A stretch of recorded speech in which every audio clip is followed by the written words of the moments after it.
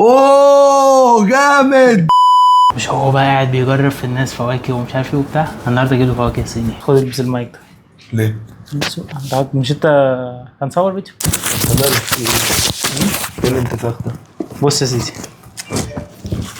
انا هتحداك الاول ان انت مش هتعرف الفواكه دي. يا عم ماشي. ماشي، مش انت عارف في كل الفواكه؟ ايه دي؟ دي بلاستيك. مش بلاستيك. انا اخر حاجه شفتها مبزبزه كده كانت الكريله. لسه في تاني، نجرب الاول ولا نتفرج؟ لا جرب الاول. نتفرج طبعا على كله. جرب الاول. لا نتفرج على كله. فضوله ما ترويش فضوله. اتفرج. ماشي. ما ترويش فضوله، خليه يجرب. طيب. ما تجيب سكينه بقى. طب استنى من غير سكينه اهو. ده بتبقبق.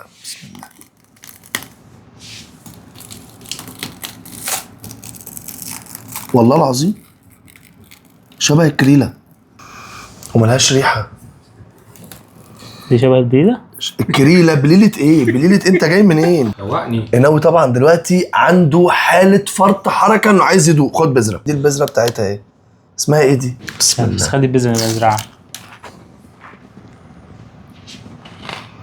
طب يعني كده مش محتاج اجرب كويس. ايه؟ لا الف انا بقى رجاله. اللا شيء ده مر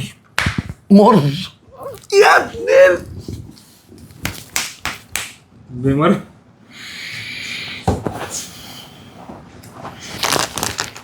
دي ده اللي بتعمله في الناس.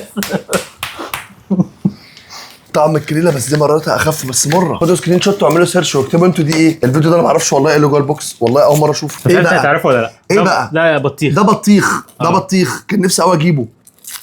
ده بطيخ. ده بطيخ اهي. هو ما بعتيه مع صوص. دي اصغر بطيخه في العالم. بسم الله. تجربوا الصوص ولا مش الصوص؟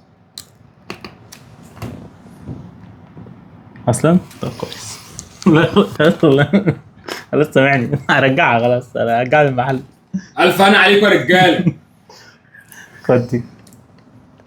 ده شكل البطيخ من جوه. اسلام انت مش قاعد مستخبي، انت هتيجي تاكل. هو طعمه خيار صح؟ تخيل بقى ده يطلع وسابي. ايه بقى اللي انت بتحطه ده بقى؟ ما اعرفش ايه اللي فوق ده. حوار.